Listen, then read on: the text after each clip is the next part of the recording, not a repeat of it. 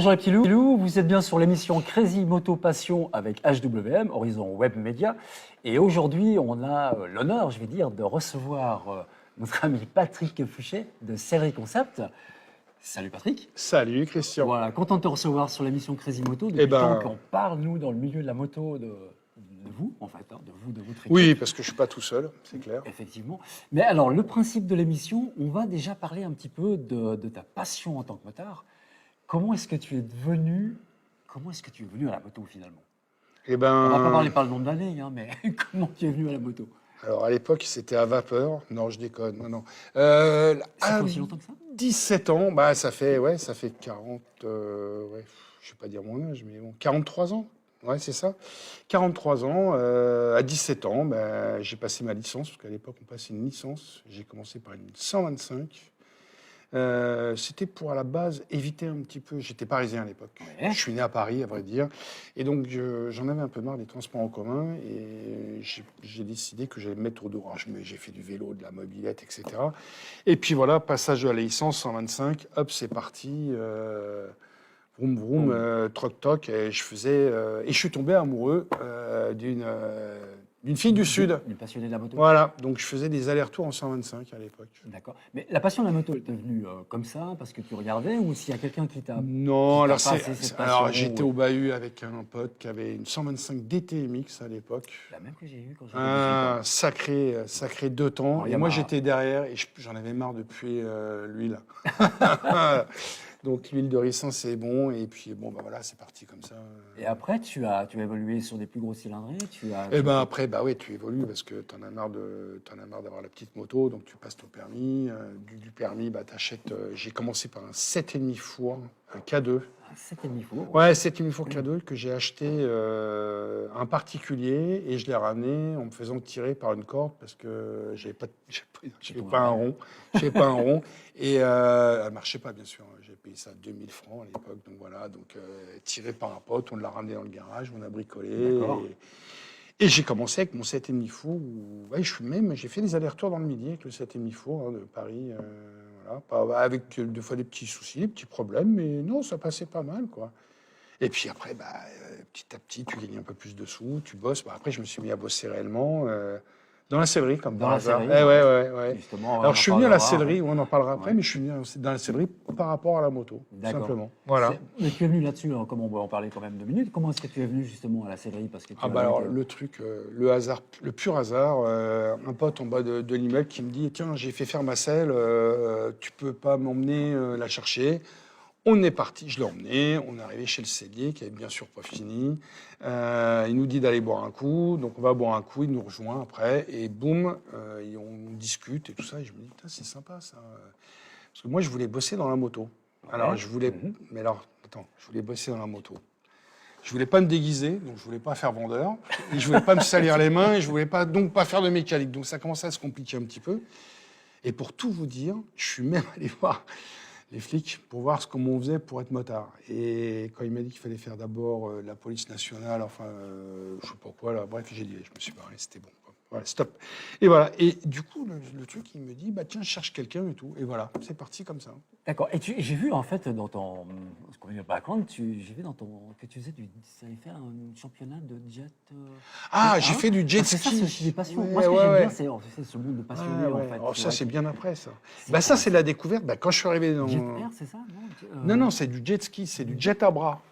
D'accord. Tu vois, tu es sur l'eau. Mais ça, c'est quand je suis arrivé dans le Midi. D'accord. Voilà, quand je suis arrivé dans le Midi, j'ai découvert ce truc. Et je me suis dit, putain, c'est fait pour moi. Bon, je pensais que c'était fait pour moi, j'en ai chié. Non, j'étais pas doué. Mais bon, j'ai fait ouais. C'est-à-dire qu'ils étaient tous en train de boire l'apéro et moi, j'étais encore sur l'eau parce que j'avais pas fini ma course. Mais bon, je me suis rattrapé après. J'ai bu 2 fois plus pour rattraper. Mais j'étais à la rue complète. Non, j'étais pas très, très fort. Mais c'est toujours un peu moteur, machin, mécanique. J'aime bien tout ça, quoi. Côté de la passion et tout. Et qu'est-ce que toi, tu penses un petit peu du monde motard à l'heure actuelle? Est-ce que par rapport à nous... Moi, je trouve génial. Parce que je suis un peu de la même génération. Des années... moi, je trouve que ça a vachement bien évolué. C'est-à-dire qu'il y a plein de gens maintenant qui se mettent à la moto parce qu'ils goûtent d'abord par le scooter. C'est un peu le problème de la circulation qu'il y a à l'heure actuelle, dans les grandes villes et tout. Il y a plein de gens qui se mettent au scooter. Et il y a plein de gens, du coup, qui font la passerelle et qui commencent à goûter aux deux roues et tout. Moi, je me souviens, dans les années 80, quand tu étais... Alors, on va parler du périphérique, d'accord? C'est peut-être ça vous parle peut-être pas ici, mais sur le périphérique, le jeu, c'était de serrer les motos presque. J'exagère, mais c'était pas loin de ça. Maintenant, les gens, ils vous voient arriver derrière, paf, ils se poussent à droite, parce que je pense qu'il y a dans la famille au moins un qui roule en deux roues. Le père, le tonton, le fiston, enfin voilà. Et un mec qui est au volant dans sa voiture, eh ben, à un moment ou un autre, il pense à nous, quoi. Je pense. Hein, c'est un peu. Je trouve que c'est beaucoup plus respectueux, en tout cas, que les années 80. La solidarité des motards, tu trouves que ça a changé par rapport aux années? Ouais, ça tombe plus en panne maintenant. 90, Maintenant, quand tu tombes en panne, tu prends ton portable et t'appelles l'assistance. Donc, ouais, avant, ouais, je peux en raconter. Je veux dire, là, c'est bon, l'émission, elle va faire durer 3 heures. Ouais, la solidarité, ouais, elle a toujours été plus sur le papier qu'ailleurs, mais bon. Mais il y a eu quand même des vieilles histoires. Mais je pense que maintenant, on a notre portable, on téléphone à l'assistance et puis voilà, quoi. Ouais, mais moi, je parle toujours un petit peu de, je dirais, la nouvelle génération, hein, les jeunes de 25, 30, entre 20 et 30 ans, les comportements routiers, etc. Est-ce que tu vois quand même un changement? Alors moi, ce que je vois surtout, c'est que ça commence à être dur pour eux parce que vu le prix des engins, ça commence à être un peu compliqué et les assurances qu'il y a derrière et tout. Moi, je pense qu'on en voit un petit peu moins, quoi. En l'occurrence, je vois plus de la quarantaine qui passe du scooter et qui vient à la moto, que du petit jeune. Il y a encore quelques passionnés. Moi, au sein de mon boulot, j'en vois moins, quoi. Je vois moins parce que des finances aussi. Pour faire une selle de moto, il faut quand même un minimum de moyens. Et quand tu commences dans la moto, généralement, tu t'occupes déjà que ça roule et tu mets un peu d'essence au prix de l'essence. On va même pas parler de ça parce qu'on... Non, c'est pas le moment. C'est pas le moment. Non, c'est pas le moment. On va pas parler parce que ça ne va plus rouler. On va être tranquille. D'accord. Et je dirais au niveau... moi, je vais poser une question que je pose la question un petit peu à tout le monde. Ouais. Alors après, qu'on soit pour ou soit contre, c'est intéressant de savoir un petit peu ce qu'on en pense. Contrôle technique, qu'est-ce que tu en penses? J'ai le droit de dire vraiment? Ah, ben bien sûr, c'est le but. Parce qu'en fait, c'est une connerie, contrôle technique. Ça sert à rien. Tu t'envoies pas les poubelles. Je veux dire, c'est vrai que les motards, on est généralement... voilà. Le contrôle... Alors, je vais être méchant, je vais me faire encore des copains. Contrôle technique pour les scooters, oui. Tout ce qui est utilitaire, tu as besoin d'avoir un contrôle technique, je pense. Parce que l'utilitaire, ça porte bien son nom. C'est juste... on s'en bat les cacahuètes. Ouais, je ne l'ai pas dit. Les motos, je vois rarement des gens qui roulent avec des pneus complètement morts où tu joues ta vie, quoi. Je veux dire, il ne faut pas exagérer. C'est notre seule sécurité, entre guillemets, si on est vrai motard, de contrôler correctement sa bécane, ça c'est sûr. Par contre, le coursier, les machins, le mec, il ferait mieux de mettre un contrôle technique sur les trottinettes et sur les vélos. Ça serait bien, ça, par contre. Impossible. C'est vrai, on espère que voilà, on verra par la suite. Je plaisante, mais je pense que le contrôle technique, c'est pas la solution. C'est pas une solution. C'est pas que je suis contre le fait qu'on vérifie les trucs et tout, mais ça va, à part reprendre un peu de pognon, c'est-à-dire raqueter encore un peu plus, mais ouais, peut-être alors, voilà, éventuellement à la revente, ouais, ça peut être bien pour voir si une moto n'a pas tapé et tout. Voilà, allez, tiens, là on va tomber d'accord. Ouais. À la revente, ouais, tu veux changer de moto, et à la revente, si la moto, elle a un petit peu vécu quand même, quoi. Mais je pense que des bidouilles, les machins et tout, t'en as quand même de moins en moins. Sincèrement. Ouais, je pense aussi. Je pense. Alors, comment est-ce que tu aurais vu, on va faire un petit break après tout à l'heure en montant une vidéo finalement de ton métier, de comment est-ce que tu as commencé, pourquoi, comment est-ce que vous faites. Juste avant de lancer la vidéo, en quelle année vous avez commencé Série Concept? C'est toi qui es le créateur? Ouais, je l'ai monté en 91, mars 91, ça fait 32 ans. D'accord. Ouais. Alors, on va montrer une petite vidéo déjà de ce que vous faites. Ouais. Et puis après, donc, on parlera effectivement de Série Concept, Allez. qui a une très bonne réputation sur Montpellier, je tiens à te le dire quand même. Merci. Surtout que dans le milieu motard, on en parle. Allez, on fait comme ça. On lance la petite vidéo et puis après, on revient vers vous et on vous présentera le métier de Patrick. Avec plaisir.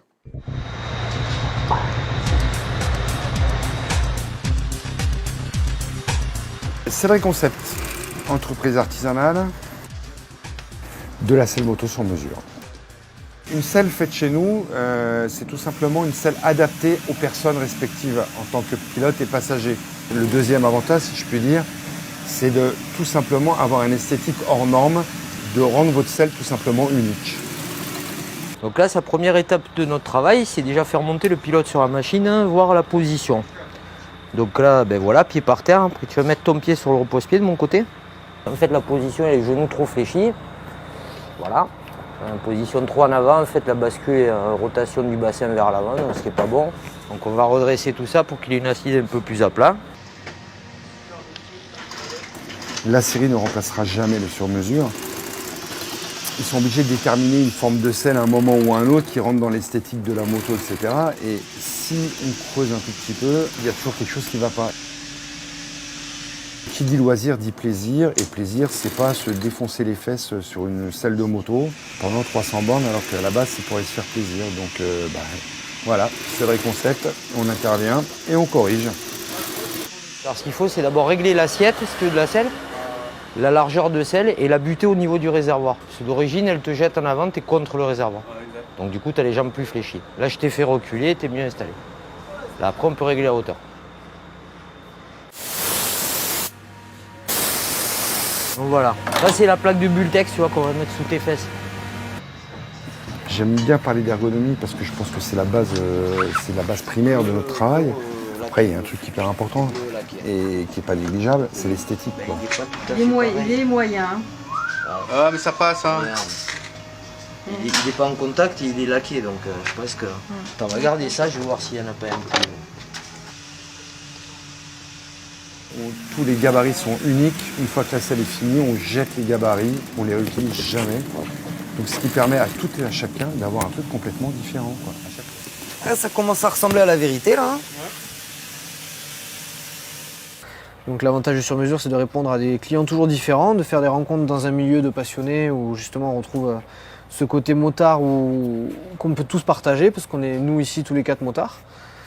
On essaye d'apporter le meilleur service à nos clients, déjà par l'accueil,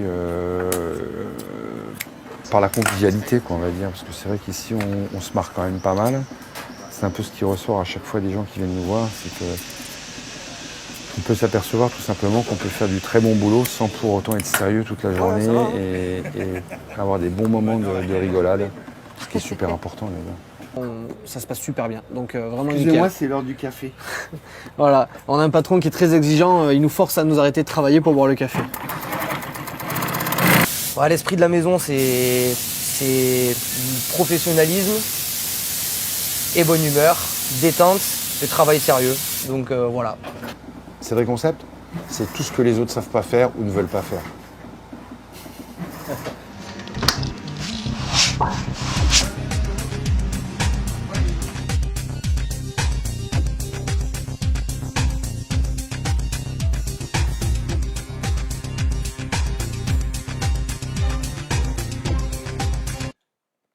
Voilà, de retour sur l'émission Crazy Moto Passion HWM, Horizon Web Media, avec Patrick Fouchet de Sellerie Concept.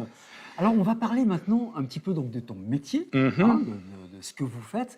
Tout d'abord, quand est-ce que on en a parlé tout à l'heure, mais vraiment le début. Tu en es arrivé, tu m'as dit, parce que tu étais passionné, tu as vu le début s'est fait comme ça, donc par la connaissance d'un pro avec qui j'ai commencé. Au bout de 6 mois, bien sûr, j'étais pas payé, donc je me suis sauvé. Et j'ai commencé mon chemin de croix, à tourner en rond dans Paris pour trouver des employeurs. Et à un moment, je suis tombé sur parce que j'étais vieux, j'avais déjà 20 ans, quoi.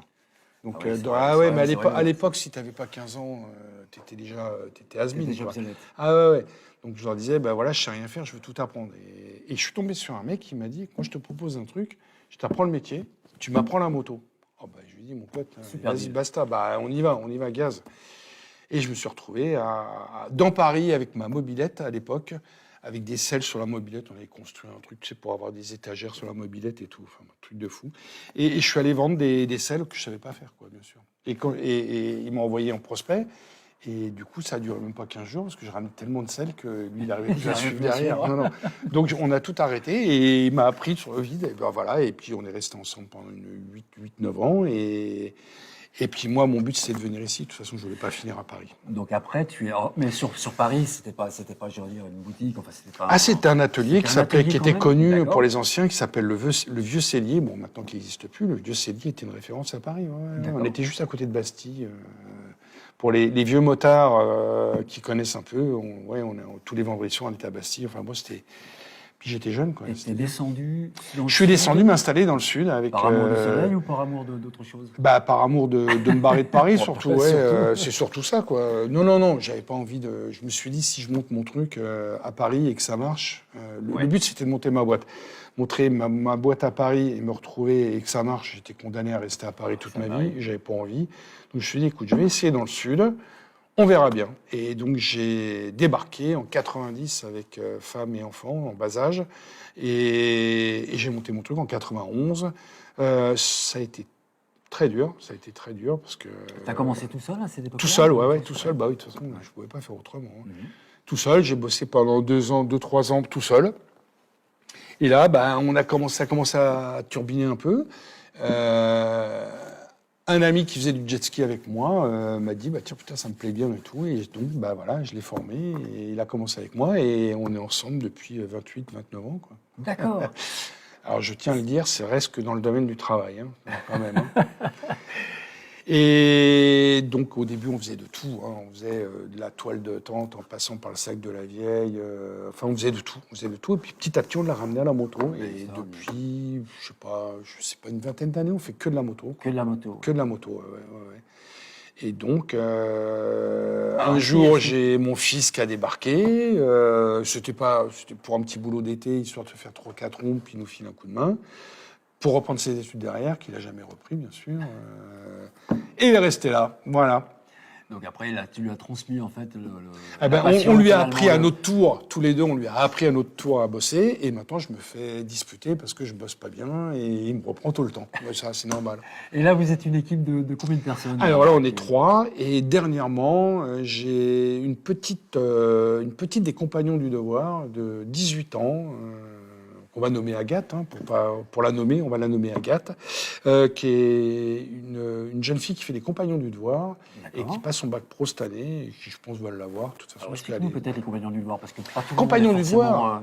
Alors, les compagnons du devoir, c'est une institution qui a pour but de former des jeunes aux métiers plus ou moins artistiques. Entre autres, ils font pas que ça. Et donc là, elle est 15 jours à l'école où elle fait des cours généraux et de la technique.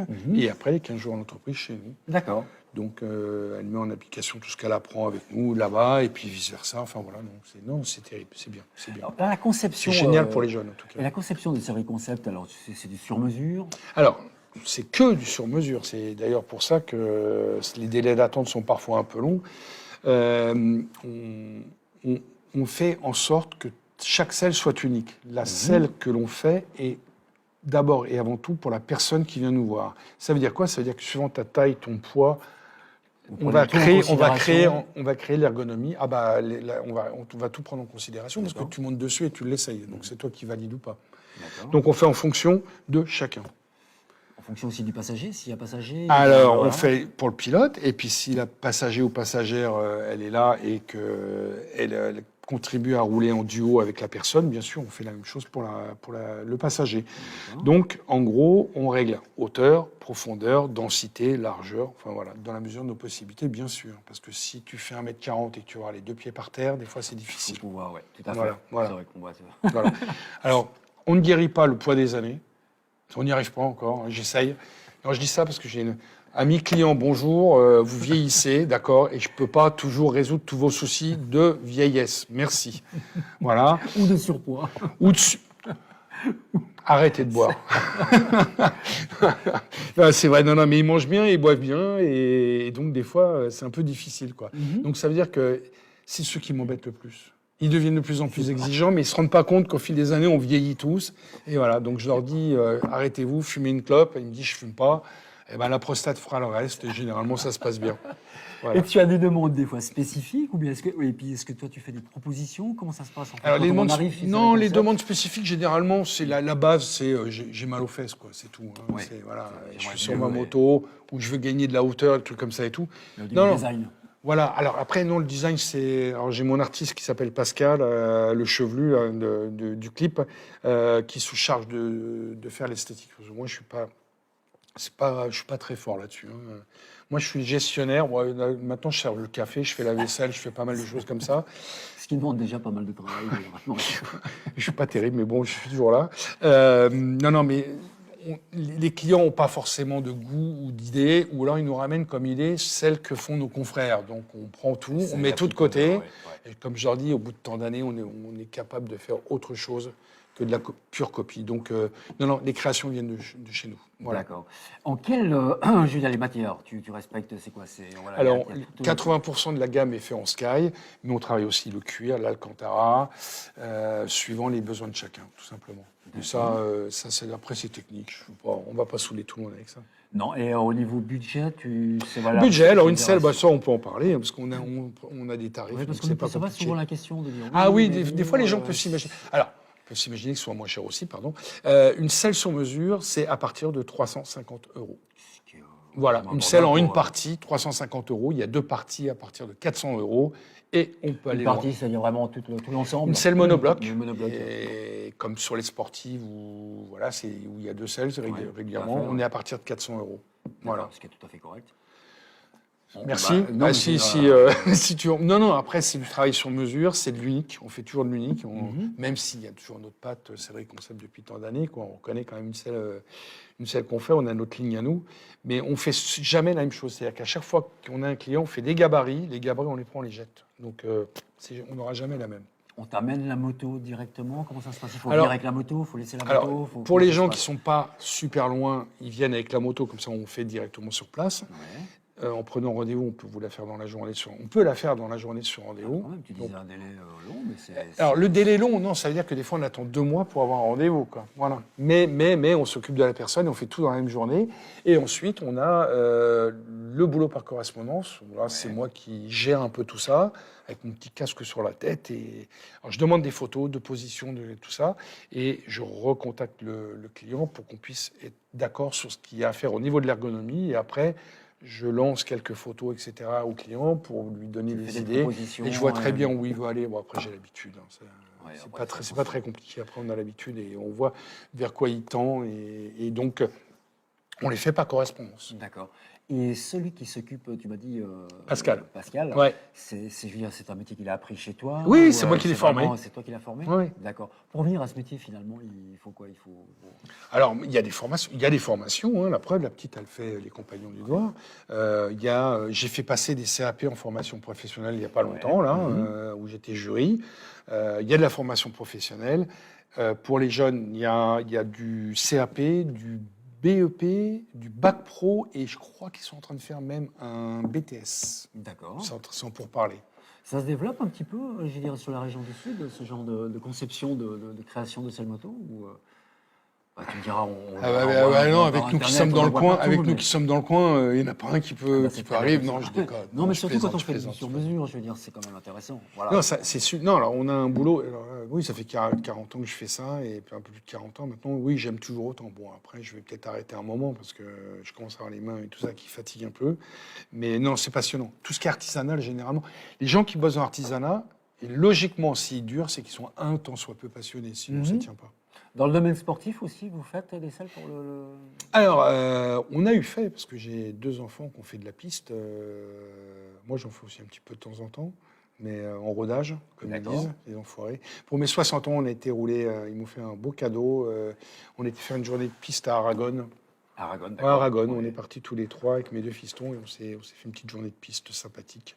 Mais dans le domaine de la piste, ce qui compte, c'est de mettre des chevaux, des machins et tout. Donc, alors on a fait, on peut faire des anecdotes, oui, on a fait des trucs pour le Dakar, on a fait des trucs comme ça. Quoi. Ouais, quand même, Voilà. Si, on a équipé quelques motos. Mais enfin bon, qui dit compétition, on dit généralement je paye pas, etc. C'est pas trop mon truc, ça. Moi, j'aime bien. Faut voilà, toujours arriver à un compromis quand même.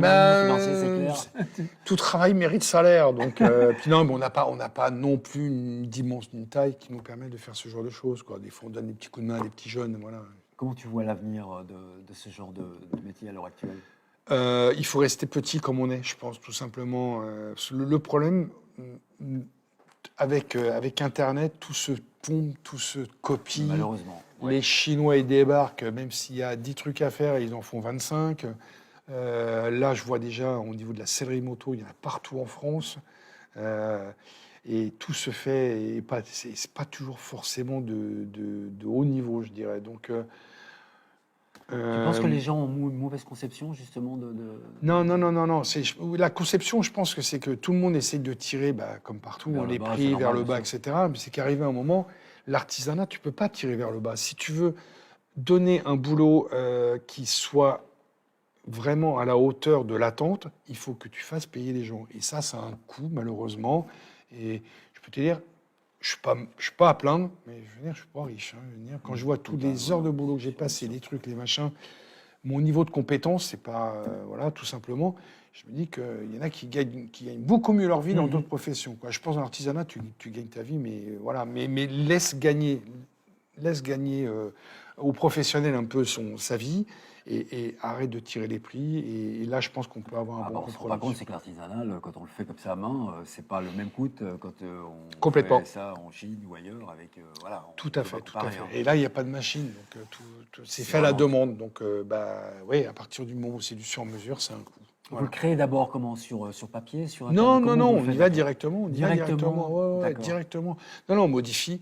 On fait monter la personne sur la moto. Je vais te donner un exemple type. On fait monter la personne sur la moto. On regarde comment elle est positionnée. Elle nous dit un peu ce qui va pas, même si on sait déjà, d'accord. Donc, des fois, on leur dit, il y a ça, ça, ça. Ah ouais, voilà. On corrige. Donc, s'il y a mousse, toc, toc, toc, on remet, on retire, paf, la personne essaye. Et au fur et à mesure, la conception de la selle se fait petit à petit. Voilà, et après, on prend les stylos, les feutres, les machins, et on met les couleurs sur la moto, et puis c'est parti. Tu m'as dit qu'il y avait un délai d'attente, c'est par rapport au rendez-vous pour la conception Oui, tout à fait. On demande à une personne d'être là entre 9h et 9h30 le matin, elle repart en milieu fin d'après-midi. Il faut qu'on soit... là, c'est la petite fourmilière qui se met en route, quoi. Il y en a un qui bosse dessus, après on est deux, après trois, et puis hop, et puis ça permet à des gens... Là, pour tout vous dire, j'avais des gens de Lourdes qui étaient là, hier. On parle aussi même, je dirais, dans la sellerie, moi je dirais même au niveau pas seulement confort, mais au niveau sécurité, hein, parce que souvent il y a des selles où on n'est pas très bonne assise. Pour les petites nanas, qui veulent un peu plus d'assurance. Des selles glissantes, moi j'ai connu ça. Hein. Oui, alors il y a des selles c'est toujours un peu comme ça. Hein. L'assiette de la selle, généralement, elle te pousse vers l'avant. Ouais, parce que les ingénieurs... Oui, ça pousse par l'arrière, le passager aussi.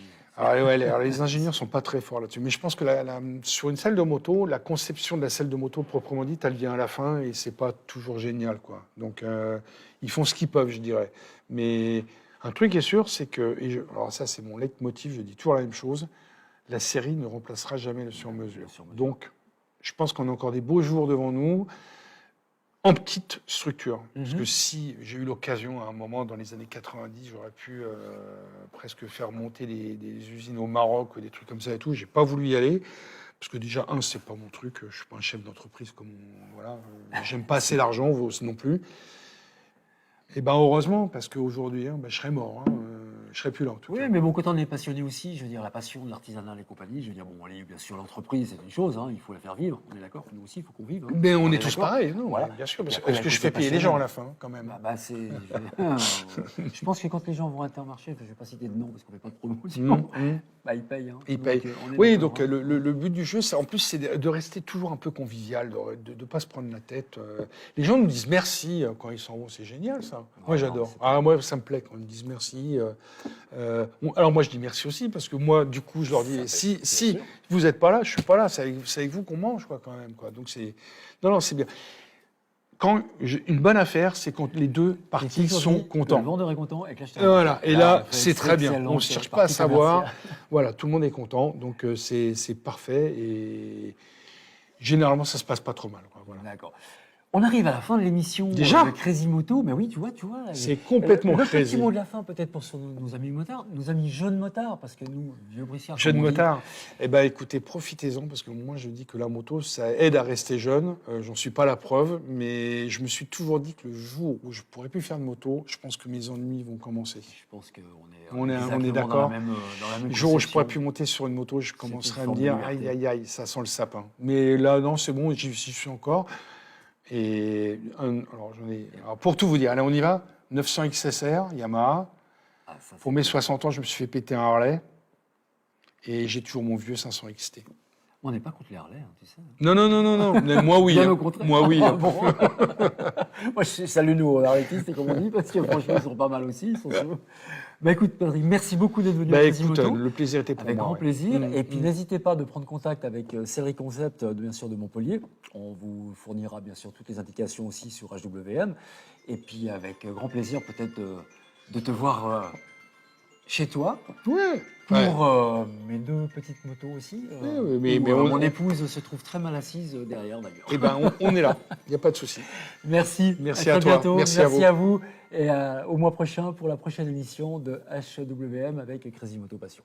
Au revoir et merci.